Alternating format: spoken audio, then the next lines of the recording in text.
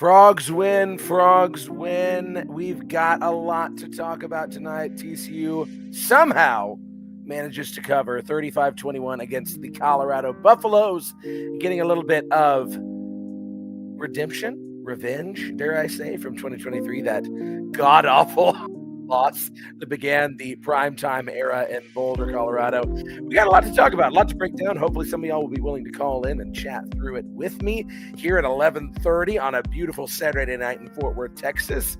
But first, I need some things from you. I need you to subscribe to the show. Hey, it's me. It's Clint Foster bringing you TCU Postgame Live. And you got to find us every Saturday night, sometimes Fridays, at TCU VOCFB. There it is right there. Oh, here it comes again. Ha, ha, ha. TCU VOCFB or Big 12 VOCFB. That's also where you see our Tuesday night Big 12 show every single week. The biggest 12, which there's a little shameless promotion up there in the top.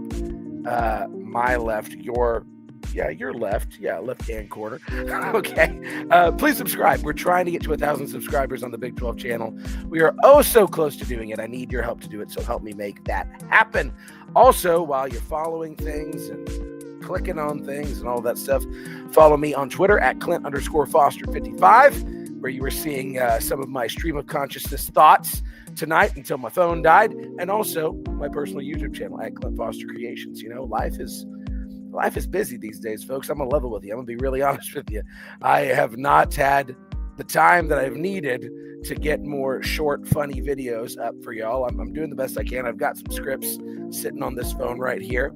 I just haven't had time to put them on tape. But you can see my Alamo Bowl documentary, which please check it out, man. I'm making no money off of that thing. I just want y'all to see it and enjoy it. I'll put a lot of effort into it. Go check out Remember the Alamo Bowl on Clint Foster Creations and give it a sub while you're there. I love you. You're such beautiful people. Also, make sure you're following the VOCFB, the voice of college football, on Instagram, Twitter, wherever your social media bread is buttered. Okay, a lot of fun things happening there. And hello, make sure you check out the voice of college football, Stowe. Here it is. Let me put it up on the screens. Oh, yeah. Boys College Football. There it is. Look at that. Oh, we got hats. We got shirts. That's really all we got, hats and shirts. But you can put VOCFB on your body. Okay, and who doesn't love that? If you enter in the promo code Big 12 VOCFB, it's going to let them know that we sent you. The best fans in the world, TCU fans, Big 12 fans. And, the rumor is eventually we're going to get the biggest 12 merchandise. So, just make sure that it's on your radar. Hey, you can get a purple shirt. Look at that. Purple VOCFB. Do it.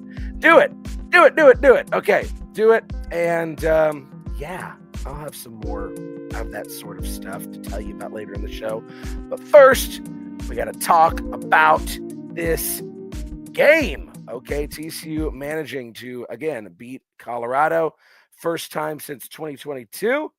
Getting a little revenge from 2023. It is a 35-21 victory for the Frogs.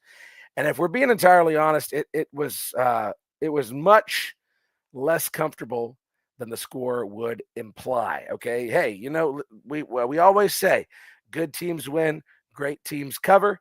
The Frogs somehow found a way to cover in this game with like 23 seconds left, finding Eric McAllister in the back corner of the end zone. I mean, hey, if you're a gambler, that's great news, but I mean, there's a lot to be concerned about. And I will tell you, if I'm being completely honest, which I'm always completely honest, I don't know any other way to be.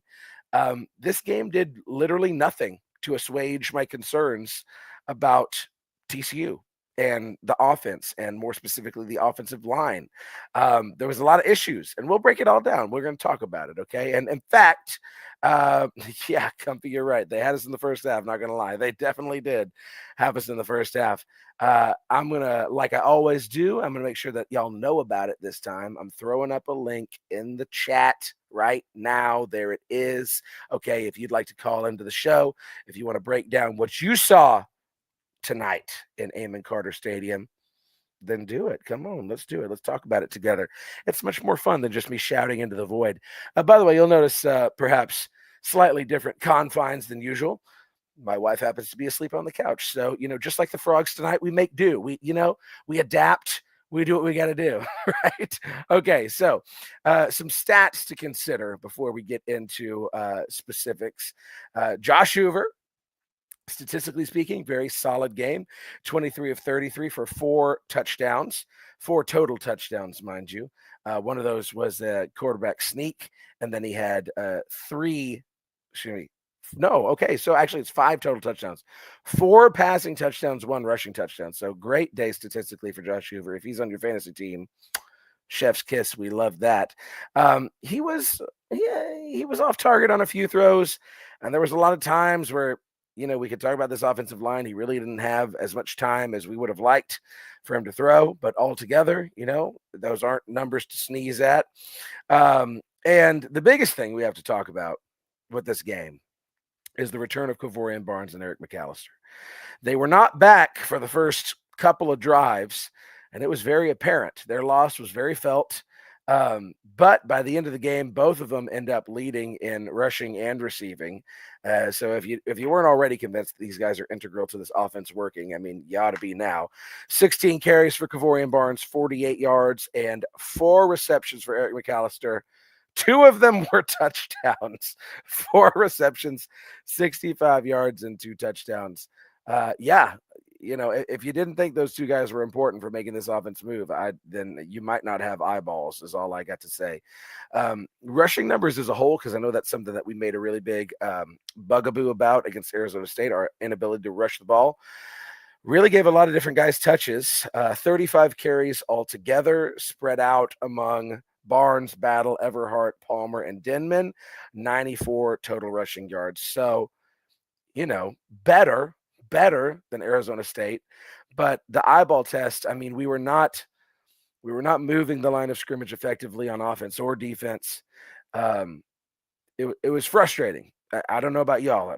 Please let me know how y'all are feeling, but I was a little frustrated watching this offense because we weren't able. 94 yards. Let's be honest right now. 94 yards is not an effective rushing night. Okay, 2.7 yards per carry. Of course, Josh Hoover does get that 1 touchdown. And Barnes did rush it better than the other guys. Major Everhart's carry I really like. That's a kid with a lot of potential and a lot of talent. I can't wait to see him work into the offense more. But, it felt like, with the exception of a couple of runs, for the most part, both these running back or all these running backs were having to try and make things happen without a lot of help from the offensive line. Oh, and Lord have mercy, do we have a call in? I believe we do. Device is not connected. We'll need to connect their mic. So let me text one of my friends, connect their mic or camera before you can add them to the stream. All right. Let's see here. We got a caller, but we want to make sure that we can hear him. Let's see. Enable your mic, son. Okay. Yeah, we're going to get you on here, Cam. If you're listening, we're going to get you on here to talk about it. Yeah, Alex, good bounce back. We like a W, hello win column. We love that. It's very clear if our weapons go down, then our offense is in trouble. Yeah, well, no kidding, right? What's frustrating about that, though, is that you assumed, at least I assumed going into the season, that this receiver room was pretty daggum deep, at least the receivers, Manjak's crazy talented. He had himself a good night. I'll read you those stats as well. Joseph Manjak, 5 catches, 65 yards. That actually ties for the team lead with Eric McAllister and the 1 touchdown. And then he had Chase Curtis with a couple and DJ Rogers with 3 catches, Jordan Dwyer with 3 catches. I mean, we got dudes, but none of them were able to really assert themselves in the same way that Eric McAllister is. Emma, first half, not the best. I will agree with you there. I was texting with a former student, and we were both saying, yeah, vibes are not great right now. Things are not great. The O-line. The O-line's a liability, Comfy. You're totally right. O-line's a liability, and the refs were we will talk about those referees. But, if you need any further evidence that our O-line is a position of weakness, and you can't be a championship team if your O-line is a position of weakness. That's the most important position group on the field. If you don't understand that, you don't know ball, okay? If you needed any evidence, Cam Cook, remember him? Cam Cook, that we were all like, oh, man, he must be the worst running back ever in the world, right? Don't look now, but he's one of the most productive running backs in the entire nation out there at Jacksonville State. Right? It's incredible what a good offensive line or a competent offensive line will do for you. And, we can talk till we're blue in the face. Is it an issue of coaching? Is it an issue of talent? Is it an issue of execution? I mean, I'm a guy who really subscribes to the idea that it's not about the X's and O's, it's about the Jimmies and Joes. So if we're not able, I mean, you can tell guys what to do, you can coach them till you're blue in the face, but at a certain point they got to do it, right? And offensive line has a lot of growing and improving to do. Okay. Yes. So everyone's talking about the refs. I see you, Alex. We're all talking about the refs. We mentioned Eric McAllister and Kavorian Barnes and how pivotal they are to this team. Let's talk about these refs a little bit. I didn't make a banner for it. I probably should have. But yeah, that was terrible. I mean, I know the call y'all are all thinking about. It's the call that's still sticking in my mind. One of the worst offensive pass interference calls I've ever seen in my entire life. They called what looked to me, I mean, they called it offensive pass interference, but it looked like they were trying to say that I believe it was Dozie Ezekonma had an illegal pick like 15 yards away from where the catch was happening. I mean, and wasn't even like anywhere near as egregious for you old heads like me who remember the 2005 Utah game, right, where Corey Rogers straight up like bodies a dude who's trying to cover Michael DePriest. Wasn't anything like that, okay? It was literally just like standing there and just slightly being in the way, and they call an offensive pass interference, but he's way far away from the catch, literally nowhere in a position to make a play. And that was a fourth down conversion that got taken off the board when the Frogs were still tied and at 21 there in the fourth quarter. And that is the first time I can ever recall at Amon Carter Stadium seeing things thrown onto the field from the stands. I mean, people were hurling water bottles and folks were booing. I was booing. I mean, you were probably booing if you're watching this. Okay. I mean, it was insane. Right. And luckily, the football gods kind of smiled on us there and we got they touched the punt and we were able to recover the punt and get the ball back. But man alive, the refs, they were doing everything. It felt like, I mean, I don't think it was as a whole to me. I don't think it was the most egregiously called game I've ever seen, but that call in particular really did chaff my behind. And I know it chaffed y'all's too, because not great. Brian paid him off. Well, maybe Clint, maybe he did. I don't know. 2 touchdowns this season we should have had back. Okay, yeah. So Alex, I'm assuming you're talking about when they called Kavorian Barnes. They or did they review it? Yeah, they reviewed Kavorian Barnes reaching for the pylon. Looked to me like he was in. Of course, why wouldn't it be? It was the exact same corner of the exact same end zone where Eric McAllister's touchdown happened against SMU, and they took it off the board. So that wasn't great either. But I don't know. I feel like I've seen. I've seen worse. If he did, Clint, he would have won. If he paid him off. Yeah, well, that's probably true. Cam, I'm trying to put you on the show, man, but you keep not enabling your microphone. I don't know what to tell you, dude. Device not detected. I'm trying to put you on, Cam. Okay. The refs hate everyone in the Big 12. Well, I think that's true. Yeah, the Big 12 referees, they're a special breed. It won't let me put you on. Okay. So, where was I? Anyway, yeah, so we've already dipped our toe into this, so let's talk about the offensive struggles a little bit. Yeah, the offensive line is a big problem. We're not running the ball effectively right now. We really haven't run the ball effectively since North Carolina, if we're being completely honest. And it felt like, I wish I had some stats to bear this out, because I'm just looking at the box score on ESPN right now. And it felt like every single drive, just like against Arizona State, we were constantly behind the sticks, constantly putting ourselves in 3rd and long. We're allergic to 3rd and manageable. At least it feels like to me. And that's really frustrating. It's really frustrating from a fan perspective. That's frustrating from a TCU perspective. Um, you're not going to win a lot of games doing that. Josh Hoover's a great quarterback, right? We are all fully aware of that. He is a very talented kid. He's a good leader. It was actually pretty exciting seeing him get very passionate after that offensive pass interference call. And I'm very grateful he didn't get a flag thrown on him, but it was kind of, whoa, okay, Josh Hoover's in the referee's face like that. Man, it was good seeing that passion from him on a certain level. He's a very talented kid. He's a good leader, but he can only do so much by himself.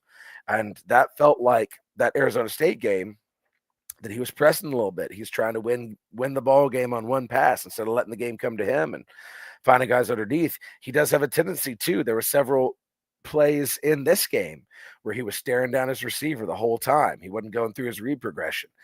And that sort of thing is concerning. But I feel like he feels like he has to do that because we're not able to get yards other ways. He feels like he has to do it all himself. And that's not a good position to put your quarterback in. It's not a good position to put your offense in. Not a recipe for success. Not at all. But it all starts with the offensive line. And it is good having Eric McAllister back, even if he was only on there for, I don't have any way of seeing how many snaps he was on the field, but certainly didn't seem like he was out there a whole heck of a lot. Man, look at this though. We had Texas, Penn State both lose this week. Man alive. What?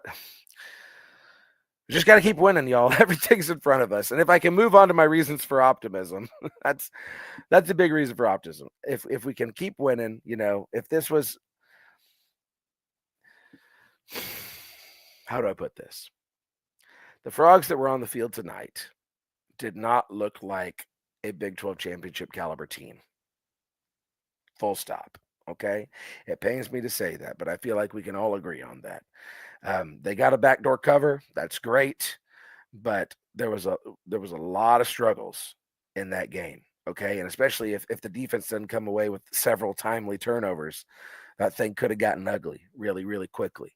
Jamel Johnson, great game. Bud Clark, great game. Our pass rush wasn't really as effective as I'd like for it to be. It felt like the Colorado's offensive line was really controlling the line of scrimmage, unlike ours. But the thing is, you got the win, right? Coach Patterson used to say, you only got to win by one, right? You just win each week, and this thing will keep taking care of itself. And that's the truth, right? If the Frogs keep winning, then all of their goals are in front of them. And if we're looking at reasons for optimism, I mean, if we look at the schedule here, the next 3 weeks set up fairly nicely, for you to start getting on a little bit of a hot streak, right? You go to Kansas State, which by no means ought to be a cakewalk because you're in Manhattan, and we all know TCU's history in Manhattan. But Kansas State's not a very good team this year, right? That's a game that you should win. You absolutely should win that game. Then you come back for Baylor at home, right? That's a game also I expect the Frogs to win. Baylor has looked less than inspiring in the last several weeks. And, rivalry game, obviously anything can happen, but TCU typically, especially at home, has had Baylor's number, knocking on wood, for the last several years. And then you go to a West Virginia team, which, again, that's another place, Morgantown. Historically, TCU has struggled, but West Virginia is not a very good football team this year. They got a couple more years before this Rich Rod thing's going to work out. So there's an opportunity to get on a little bit of a win streak before you host Iowa State at home. Iowa State, who just got taken to the woodshed by Cincinnati.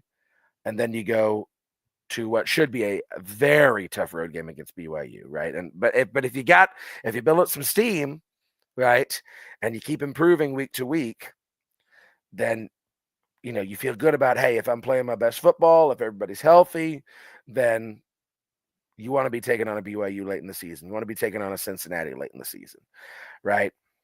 It's not an easy schedule. I mean, I was decrying this thing left, right, and center all the way through the offseason.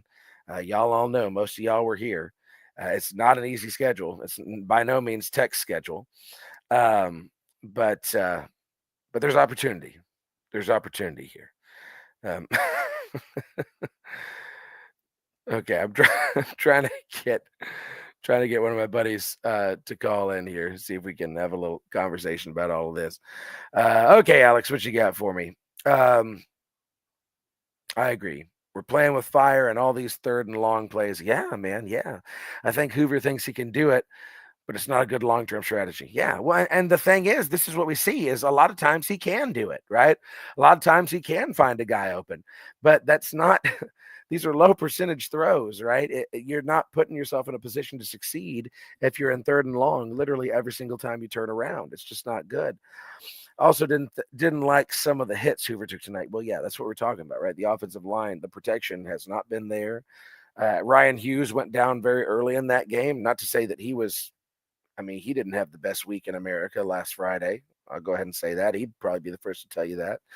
But that's one of our starting tackles, right? Going down early. And I mean, they had said that they had really reopened the competition this last week. And if he was good enough to start, then, well, that's not good, right? That he went down. I wish that box scores would tell us more about which offensive lineman played, because that's one of those things that when you haven't rewatched the game yet and you just saw it all live, it's kind of hard to pick up on every single O lineman that played. But yeah, it wasn't good. Wasn't good. Hoover took some hits. We weren't moving the line of scrimmage. Defense, for the most part, it bent, but it didn't break. I don't have a whole lot of negative things to say about the defense other than that I just still have a hard time wrapping my mind around the 3-3-5 as a concept. Um, as somebody who grew up watching Gary Patterson and the 4-2-5 and worked for that team with the 4-2-5 and has a really good understanding of the philosophy of the 4-2-5 and, you know, just the stinginess and the aggressiveness of that defense. I've had a very hard time these last 3 years wrapping my mind around a defense that is designed to bend but not break, and that is designed to only get pressure if you're blitzing, right? And like I mean, they played well. I think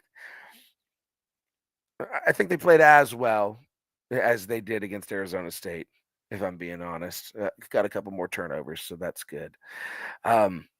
Yeah, really where we're at right now, it's the offense that's the issue. And I think that's what's so frustrating, again, because it's like we hired Sonny Dykes because he's an offensive guy, right? That's not supposed to be the thing that we're worried about with this TCU team anymore, It's frustrating. It's frustrating, and hopefully we can keep winning is all I can say. Just score one more than the other guys. Emma, what you got for me? We can not only rely on throws for bigger chunks. The running game didn't get bigger chunk runs. I'd like to see that. Yeah, you and me both. Your lips to God's ears, Emma. Absolutely. We got to run the ball more effectively. And hopefully, moving forward, if we've got Kavorian Barnes back for good, which it appears we do, then hopefully he can help us jumpstart that run game. Because one thing I'll tell you about Kavorian Barnes is, he reminds me a lot of Amani Bailey in a lot of ways, in that he hits the hole hard, right? He doesn't fart around.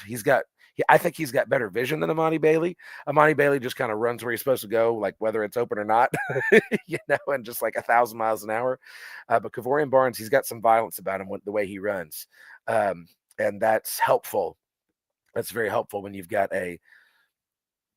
I'll say it, below average offensive line, right? Where you might have just a millisecond of an opening and he's got to hit that thing, right? And get past that first level.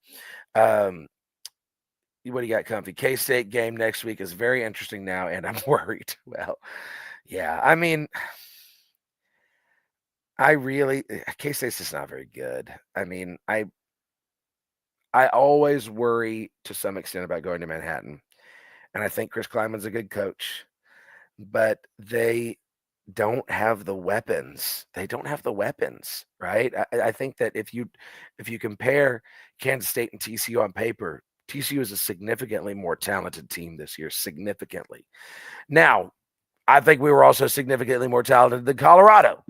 So take with that what you will, right? But I think who am I kidding? I'm worried about every game, right? So I'm with you, Guppy. I'm worried about every game. But I feel like of the 3 games upcoming, I feel like I'm less worried about Kansas State than I am about West Virginia, if I'm being completely honest. And obviously Baylor is the toughest game of those three. But you got to keep winning. You just got to keep winning. Hey, LA Hornfrog, thank you so much for the super chat. Good post game, love it. Hey, I love you, man. I love you. Thank you for that super chat. Thank you very much. Emma, what you got? I am not looking forward to next week. Don't you? Isn't that the best part about being a football fan? Just the existential dread that comes with each ensuing game on the schedule. That's why we all do this, right? We're really gluttons for punishment. We're sadomasochists. Okay, well, I guess Cam's not going to be able to call in, is what it is. All right, Alex, they definitely have not played as inspired as they were for the UNC game. It's been a little worrisome. I'm looking forward to next week just for competition, but Manhattan sucks to play in. Yeah, I think you're right. You're right. You're really right about that because I think, and you can go ahead and say I'm wearing purple colored glasses all you want. Obviously, North Carolina's not a very good team. They got absolutely pistol whipped by Clemson and everybody else that they've played. But I really think we broke them, right? That win was so dominant. I don't really think that North Carolina was ever going to be a bowl team, but I think that they could have been a lot more competitive down the stretch if we hadn't just completely demoralized them in that first game. I mean, completely demoralized them and their fans, right? And that game was outstanding to watch. I mean, I have not seen TCU execute to that level and be physical to that level and just own the line of scrimmage and force turnovers. I mean, every single phase of the game was fantastic. I haven't seen that since 2022, or even probably before 2022, because a lot of 2022 was just us gutting out wins, and just refusing, just giving more effort than the other side and just refusing to lose. I mean, that team executed flawlessly against North Carolina. And that's why me and so many of y'all, we were so confident heading into the rest of the season, just flying so high.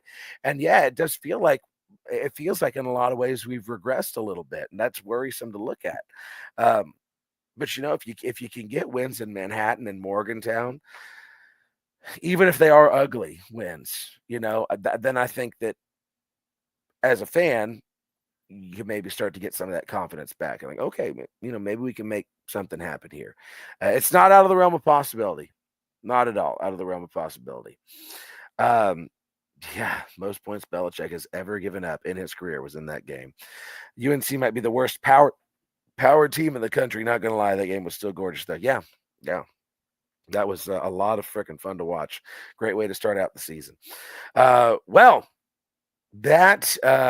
I'll tell you what, give y'all a little bit more time to try and call in or get some more comments in. In the meantime, I'm going to play a quick ad for you. Voice of College Football Bets. Check it out. College football is even more exciting when you've got some action on the line, and the games are even better when you're cashing in.